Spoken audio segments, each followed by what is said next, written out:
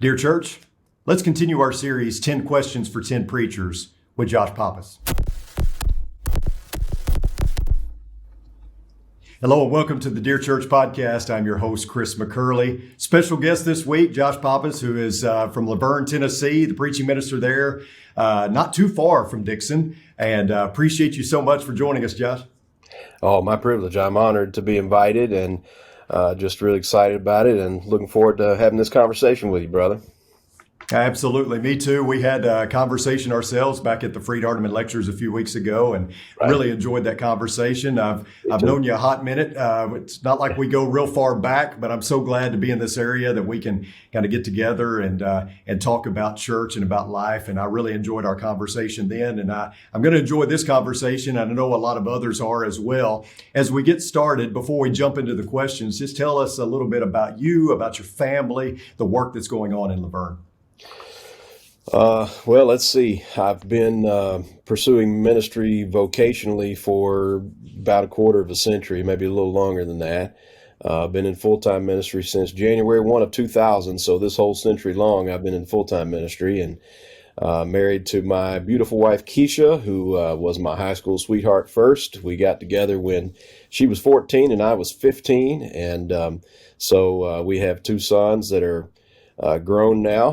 One of them, my firstborn, is himself a preacher, graduate of Freed Hardeman, and my youngest son is a good Christian man, and he is scheduled to be married in about 3 months from now. So lots of exciting things going on in my family. Native of the greater Nashville area, Middle Tennessee. This is where I've lived my whole life, with the exception of 1 year when I lived in Erin, Tennessee, which was a nice year. But other than that, I'm a lifelong Nashvilleian, and I was raised up in the Laverne Church of Christ, and that's an interesting story. Of course, that's where I preach now, but after a few years of, unfortunately, kind of wandering around and trying to find my way in my older adolescence and young adulthood, when I came back to the Lord, I came right here to where I had grown up. And within a couple of years, I was finding my way in the direction of ministry. Of course, we can talk about that later, but I haven't always served this church. I've served 5 different churches full time, and 2 of them were Laverne. The first one I served was associate and youth minister and served for a couple of years. And then I went and served 3 other churches in full-time roles. And then I found my way back here through God's providence in the middle of 2013. And so this year marks a decade of being the preaching minister here at Laverne. And the work is going wonderfully. It has continued to have steady growth for these past 10 years in a lot of different ways. And I just have to say, people ask how you're doing. I have a couple of standard responses to that. One of them super rocking awesome, because that's the way I like to maintain my state of mind. When we greeted before the recording started, I said, playing the game and winning, because I'm on Jesus' team. I can't lose. Absolutely. And, things are well. I'm doing better not deserved by 10,000%. That's my final one. So somebody asks me how I'm doing, they get one of those 3 answers. But of course, life has its ups and downs, but overall, I just am aware of just how much God has graced me and blessed me, and the good in my life exceedingly far outweighs the bad. And so I'm just grateful to be doing what I'm doing. Yeah. Yeah, and I love it. I love those responses. And you kind of gave a quick overview. You and I have talked about your story in more detail. Tell us a little bit about how you became a preacher, kind of what went into that. And then also kind of tell us who inspired you along the way, encouraged you along the way, because it's really kind of a neat story about how you ended up in the church that you grew up in as the minister there. Yeah. I'll go back a little farther, maybe than we talked about before, but it's interesting that the first thing in my life I ever said I wanted to be, this to me is a funny story for me, but it's one of my earliest memories in life, not my earliest, but one of my earlier ones. I don't know if I was 4 or 5 years old or something like that, but I remember riding with my parents. My mom and my dad were in the front seat of the car, and I had no idea where we were going, but I remember one of my parents asking me, what I wanted to be when I grow up. And I remember answering, I want to be a priest. And I don't know where I got the terminology there, because that was not the common terminology at Laverne Church of Christ, where we were members. But probably one of the reasons why that's such a vivid memory to me so early in life is that my father responded in a rather unsupportive way, and Uh-huh. not unsupportive of me growing up and preaching the gospel, but he just, of course, was reacting against the kind of separate clergy concept of a priest, that, of course, Right. I don't believe in. I believe in the priesthood of all believers. And so, that being the case, I did grow up to be a priest, but not in the sense that I kind of meant at that time. But what I meant is I Right. wanted to grow up and be a preacher, and my father corrected my terminology there. And so now that desire did not stay put, for the 15 plus years that followed that before my course came this direction. But I can't help but think God heard me say it, and kind of put his hand on my life, and his providence in the way that events turned out in the years that followed, as I think back on them, is unmistakable. He certainly has had his hand on me. And so that brings us to when I did come back to the Lord as a young adult. I came back to the church when I was 21. This was October of 1996. And sometime in 1997, one of the deacons, who is now an elder in the church in Clarksville, a dear friend of mine to this day, I always like to say it this way: he roped me into teaching the junior high boys class.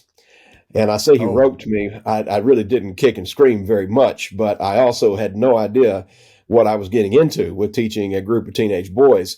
And so I kind of got thrown in the deep end of the pool, and had to learn to swim real quick.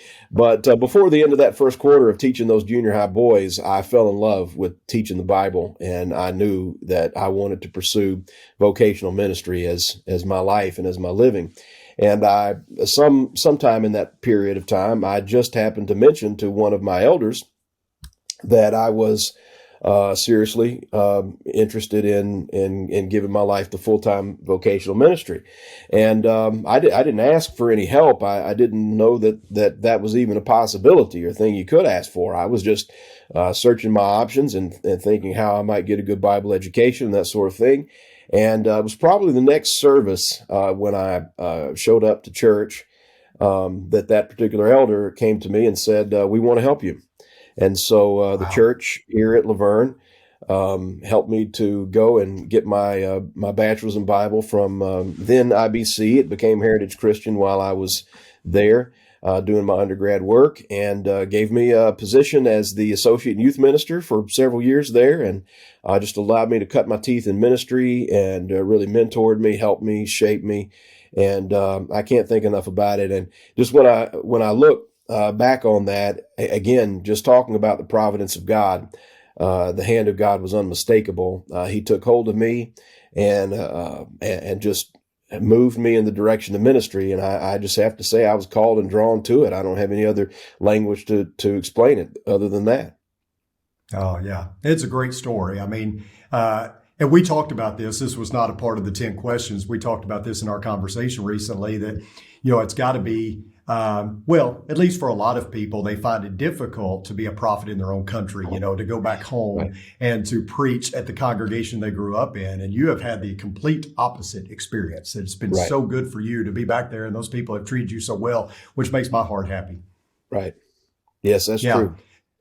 So talk a little bit about what do you think, in your opinion, what is the most important attribute that a preacher needs to have? Of course, we kind of discussed that question coming up, and I've given a lot of consideration to that question, because I think it's a difficult one to answer. And I'm going to go ahead and say that I'm hoping our listeners will understand when I say that certain things are just givens. You must love the Lord, and you must at least want to love your fellow man and be working in that direction. And you got to have a love for God's word and a loyalty to it. And those are just fundamental things. You cannot be an actual faithful preacher if those pillars are not in place, kind of holding you up. And so I just want to say those are givens, and that should just be understood as the backdrop of what I'm about to say.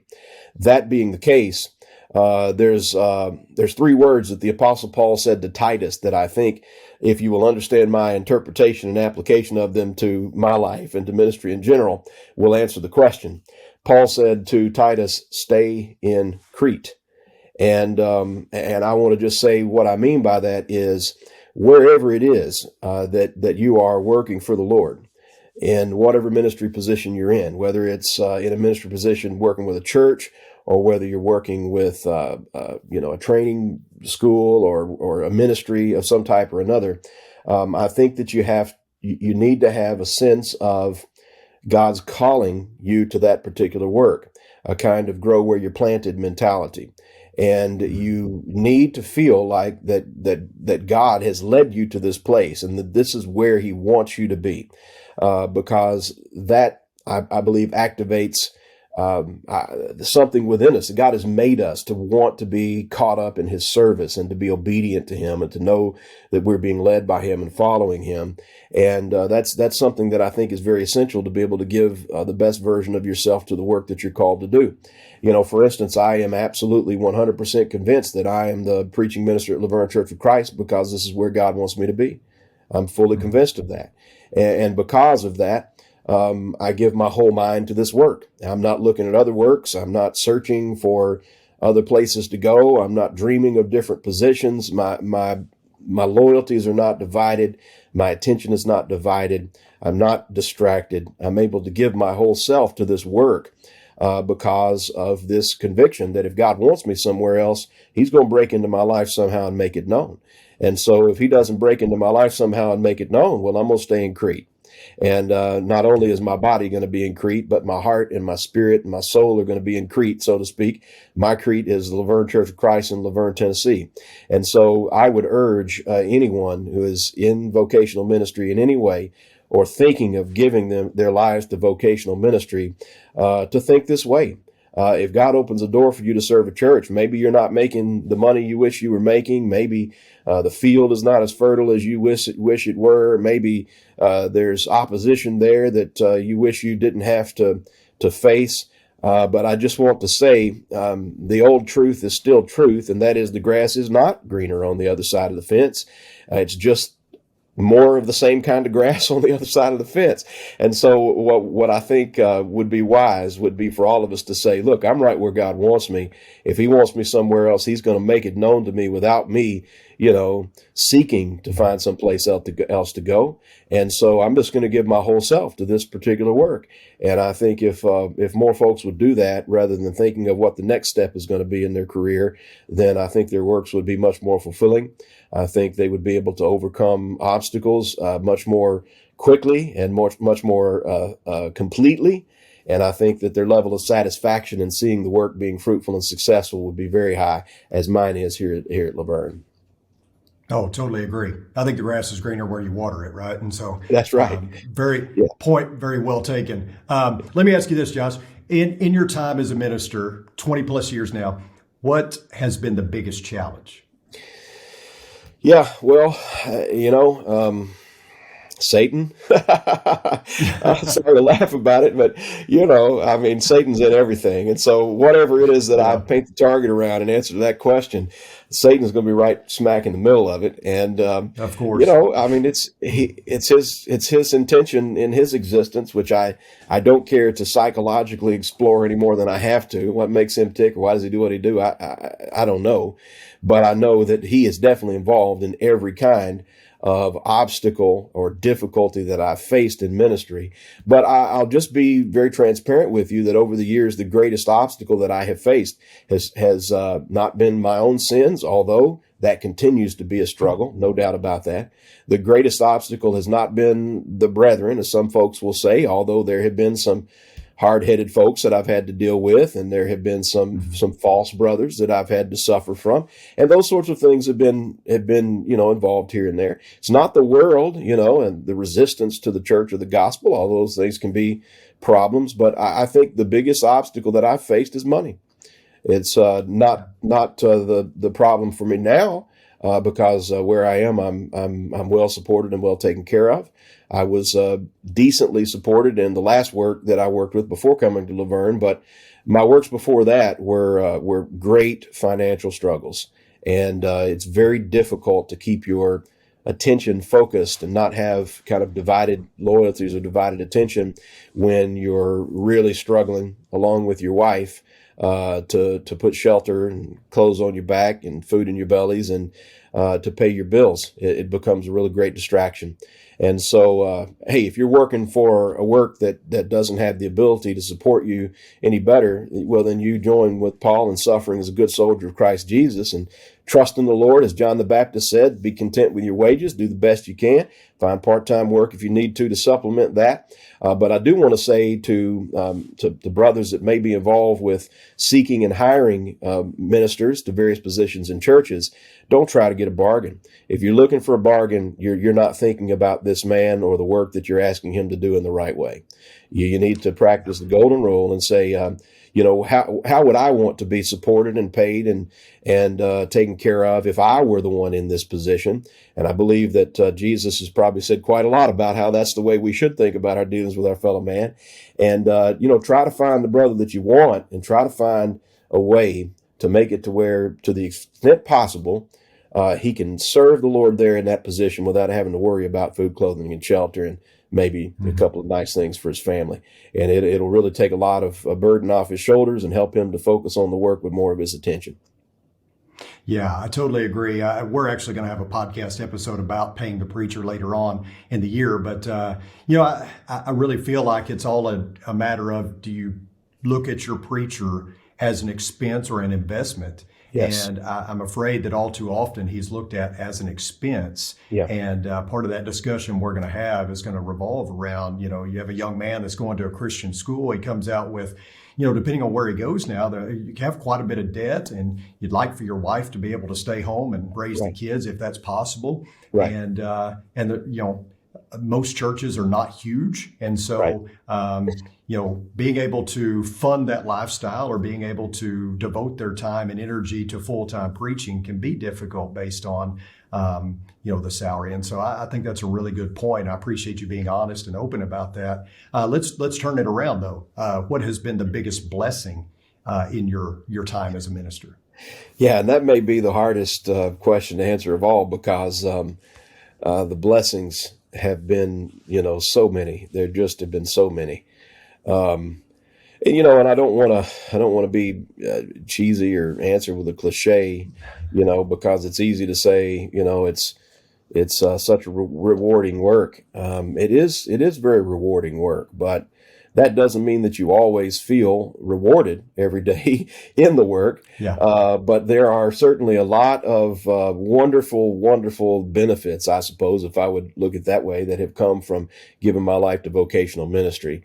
The greatest benefit to me, again, is just this sense of calling, of being caught up in a purpose that is bigger than myself, and not just a purpose that's bigger than myself, not just any old cause that's based about, around good works, but to be caught up in the greatest cause of all, and just the sense of mission, that you're able to live in every day, because, more than anybody, we all, let me just say, my dad, when I was a kid, my dad was not a vocational minister, but certainly was a minister, certainly taught the Bible, was very involved in personal evangelism, World Bible School, and he took me alongside him and just sort of mentored me in those aspects of ministry when I was a kid. And those were many of the seeds that eventually, bore the fruit of me pursuing vocational ministry. But one of the things that he told me and my siblings when we were kids is that there are two choices in Christianity.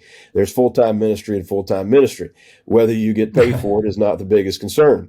And so just being able to be caught up in ministry as your whole life, it enables you to kind of live that out in a very special way that folks that are not, that have not given their lives to vocational ministry will not ever fully understand. You become a part of a really select number of people that are really, really privileged to be able to give their whole, you make your living by serving the church, serving God, preaching the word. And there is I cannot think of anything in life greater than that. I know that there are a lot of brothers out there that have really been hurt by false brethren or even by true brethren that are just misguided in their thought processes and their ministries. And of course, we hear, from every corner about how many folks are leaving vocational ministry and going to the secular world. And I do sympathize with them, but I can't do anything else. This is what I've got to do. And so whatever it is that I've got to deal with in order to continue to serve the kingdom of my full time, it's what I'm going to do, because just that sense of being caught up in the work of the Lord with my whole self, without my mind, distracted with secular concerns in any way, is to me, that's the greatest blessing of it. And there's so many other blessings that relate to that, but that would be my best answer, I think. Yeah, I guess it was unfair for me to ask you to come up with one because there are so many, but that was a great answer. Well, thanks. Let's talk about your work week, okay? So let's talk about what is quote unquote typical, if that exists, right? So you don't have a funeral or any other interruptions during the week, and you can just come in on Monday and get started, or maybe Tuesday if you take off Monday. What does a typical work week look like for you? Yes. Well, of course, Sunday is a very busy day. There's, worship and then Bible class. And I'm one of the important aspects of my work is that I strive to make disciples. And so I'm always looking for usually young couples or other individuals that I see faith in and some promise in, and that I think could be developed into good workers for the Lord and maybe leaders in the church. And so I spend my Sunday afternoons discipling these people. And so usually I'll take them to lunch. My wife and I will take them to lunch after services, and then we'll come back and we'll meet and study for an hour and a half. And then I'll have a couple other appointments in the afternoon of different kinds, sometimes teaching, sometimes counseling, sometimes just do a little work. And of course, evening services. And then my break, my Sabbath begins after church on Sunday night, and through the day Monday, which is my usual day off. And so Tuesday, we kick up the work week, so to speak. And I usually will put in a half day's work in the office and half day at my office at home, but on Tuesdays and Thursdays. And I'll come and put in more of a full day in the office on Wednesdays and Fridays. And that time is usually spent in administrative work and in writing for our bulletin and our Facebook, kind of blog posts that we share and that sort of thing, and with my lesson prep and just different aspects of my personal devotional study and those sorts of things. On Tuesdays, I don't always do it, but I do have scheduled for myself to do language studies on Tuesday. Try to spend a few minutes with Greek, a few minutes with Hebrew, and a few minutes with Spanish. Because we have a thriving Hispanic ministry at Laverne, and I'm trying to increase my ability to communicate with them. And so that's part of that. And then I lead a Thursday men's lunch devotional on Thursdays at lunchtime. That's always fun. But Tuesday, Wednesday, Thursday, Friday, solid work days. Saturday is ideally a day off, and then of course Sunday being the big day of the week, and then back to the schedule again. And so that's how it goes. And of course, during the week I'll have visits to make sometimes, and I count that as office time as far as I'm concerned. I leave the office and go do that. Do a lot of work as far as development of ministries and planning of ministries over lunch with various brothers that have the opportunity to meet me. And so we'll go have lunch during the week and discuss church work and kind of put plans in place and sow seeds and water seeds and dream dreams and all that sort of stuff. So that's a typical work week. Yeah. And what about sermon prep? So what does that look like for you? I know everybody's different. How do you go about planning and preparing your lessons? Sure. For me, sermon prep is a lifestyle. It's a lifestyle. It is something that is operating in my subconscious or just in the back of my conscious mind almost 24 hours a day. I plan yearly themes, so every year has a theme, and I work through the ideas about our themes with our elders, and we come up with a final vision for what we're going to focus on for the year.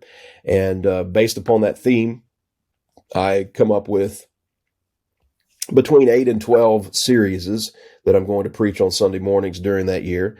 And so I have that all in place and am working on preparing for that the previous year, at least laying the groundwork for what I'm going to be pursuing in the following year. That doesn't mean I put whole sermons together in the previous year. It just means that I have at least a basic plan of how I'm going to pursue the preaching over the course of that year in place before the end of the previous year. And so then each series, I spend my time trying to basically come up with usually there are 3 to 4 weeks in my series, depending on how things go. So what I really try to do is put together an hour and a half or 2 hour long sermon. And so the whole month is a whole message for me. And so now, of course, I would break it down to individual sermons, and each sermon has its own completed point and message and that sort of thing. But the series itself is a completed statement, if that makes sense. And so I spend a lot of time working on that. Over the years, my methods have changed. My prep has changed. I'm very organic now. Of course, I've been doing this for a long time. So I remember my first choice out of high school for a career before I was steered in the direction of vocational ministry was to be an illustrator. And I went to Memphis College of Art for a year and studied there.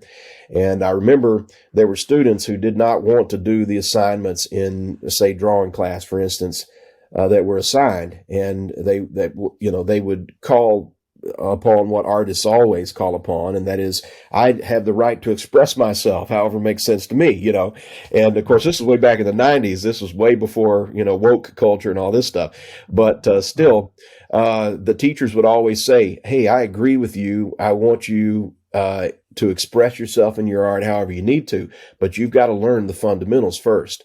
You don't break the rules until you learn the rules. And so, that little lesson I learned in that drawing class has stuck with me in different areas of life as well. And so for years, I followed, kind of a strict, develop your thesis statement, identify your text, outline your basic points, create your introduction, your conclusion, that sort of thing. Having done it for so many years, all of that is sort of on autopilot now. That stuff is going to come together as I develop my thoughts. And so I dive right in, to the heart of the lesson, I guess. And it's interesting because I used to encourage young preachers who were struggling with lesson prep by saying, hey, it'll get easier with time. It's going to get to where it won't take you near as much time to put these things together as it is in this phase of the game. And that's going to make things easier. You're going to be able to give more time to lots of different areas of work.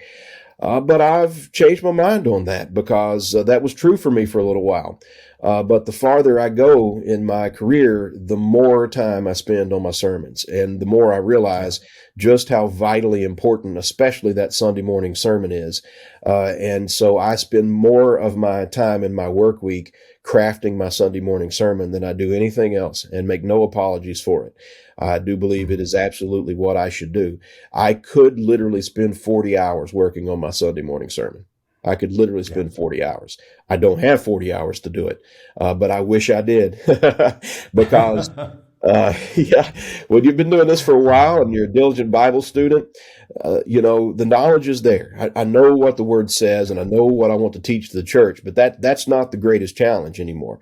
The greatest challenge is taking in consideration, everybody that's going to be hearing me, where they are and what they need to hear so that they will be developed in the way that God would have them to be developed.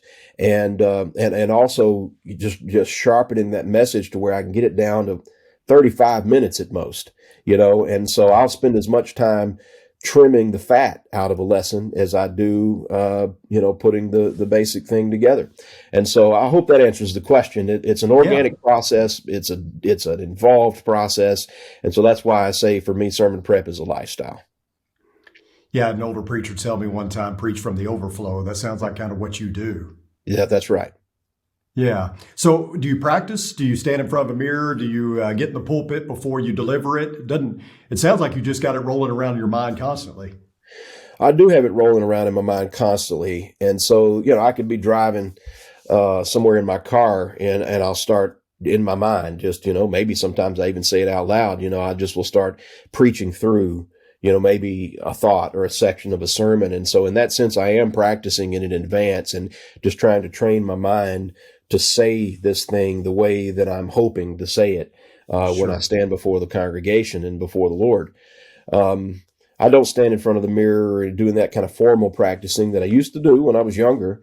I would come in the church building when no one was around and actually get in the pulpit and just preach as if I was preaching to the whole congregation. And I did a lot of that in my early years as a Mm. preacher, and that was a very important exercise. It really helped me to develop. I listened to all of my sermons after the fact in order to critique myself. And sometimes that's Mm. encouraging, sometimes it's disappointing, but I do believe it is essential. If you have the ability to listen to your sermons, even if you don't like listening to yourself speak, as I know a lot of people love to speak, but they don't want to actually listen to a recording of it. But I urge you to push through the pain and do it because that will really help you to be able to improve your speaking a lot. But there For are sure. times, it depends. If I've got a sermon that I think is very meaty and that could potentially go unacceptably long, that's when I will just sit at my desk here in my study and just very quietly go through my presentation and preach through it, timing it, just because I want to see Yeah. how long is this going to take. And I always know it's going to take probably anywhere from 5 to 10 minutes longer in the pulpit than it is sitting at my desk. I've learned that the hard way over the Right. years. So, Yeah. my practicing is not. It's different than it was when in my early years as a preacher, but I still do, practice just as I'm, going through life, just working the words out in my mind. And then any dry run through the sermon is only for time. It's just for me Yeah. to try to get my mind around how long it's going to take. Well, talk a little bit about, we've discussed your weekly routine, we've discussed your sermon prep. How do you balance all of that with your family time, time with your wife? Because you're in the same stage of life that I am, Mhm. in that the answer to this question is very different than what it would have been 10, 15 years ago, right? Because Right, your kids are grown, my kids are grown. And so right. I answer that question very differently now. But talk about how you balance your time with your family. Uh, yeah. The answer to that question is the best I can. uh, but no, there are. One of the things that I've had to do over the years, this has been a long-term work in progress. I'm sure you can relate to it. First of all, just let me say, I thank the Lord for my wife because she has been a blessing to me over the years. She did not want to be a preacher's wife. That was not her dream for life. It's not But what she she signed up for, huh? that is not what she signed up for at all. And when I began to go that direction, she was initially not happy about it at all. But she was faithful to me and she was faithful to God, and she adjusted and came along with the process more or less willingly. And, but she has absolutely grown and developed into just the greatest helpmate that I could imagine. And in my earliest years as a preacher, when I was just really trying to earn my wings, I guess. And that, that I don't know that people will understand what I mean by that, but just trying to discover my identity and gain my confidence and learn how to work with the church. I worked too much, too often. Yeah. And I just have to say that I'm grateful to my wife because she never was bitter about how much I was working and how often I was gone. And rather than complain to the children, which could have poisoned the well, she just supported me and told my sons, your daddy's working for the Lord. He's doing the right thing. He's doing good work. And this is his work provides for our family. And so even though I probably was gone too much in some of those early years, my wife helped to keep that from becoming any kind of lasting problem. But as time passed, I kind of learned the error of my ways. and began to figure out how to set up boundaries around my time. And I have become an expert in that, I guess you would say, to where I look at my calendar and I use, my Google Calendar is one of my dearest friends in ministry because I'm the absent-minded professor. I don't forget my Bible. I don't forget, doctrine. I don't forget that stuff, but I will forget every appointment that I make. I'll forget every one of them because of how much of a creature of routine I am. So if I put something on Google Calendar and set it up to remind me, then I show up, and by the way, to all young preachers out there or those pursuing vocational ministry, showing up is very important. You got to show up. The best ability is availability. That's right. That's right. And so over the years, I've learned to just schedule things, on my calendar, like date night, schedule it. Just time at home with family, I schedule it. I put it on the calendar. And that way I have the ability to say to people, honestly, I'm sorry, I'm booked. I've got something scheduled for that period of time. And it's the truth. And it's an important thing to be on my schedule. And the older I get, the more I realize just how very much as it is important, especially to invest in your relationship with your wife if you're married as a preacher. Of course, you need to give the time you need to give to your children. There are all kinds of stereotypical things about PKs, preachers' kids, for a reason. I'm very grateful that mine have not suffered in the way that some have, and their mother is very greatly to be thanked for that. But I do think also for her influence on me, and her encouragement to me over the years to balance my time better and to learn to schedule those boundaries around things, so that now I certainly try to do that. And it's been very good for my family. It's very, very easy when you're on fire for the Lord and you really, really do believe in what you're doing. It's very easy to become a workaholic, and you do have to, at least if you have a personality that tends in that direction, which I do. It's very easy to get pulled into working way more than you should. And being in ministry makes that a particularly difficult thing to recognize, because the work you're doing is literally the most important work in the universe. And so, but you have to realize that God invented the Sabbath. And that principle is something that I think we need to take into great consideration in our lives, no matter what you do for a living. No doubt. It sounds crazy that you could turn the work of the Lord that you do as a preacher into an idol, but it definitely can happen, and I've seen it happen. Yeah, you sure could. That's a good way to put it.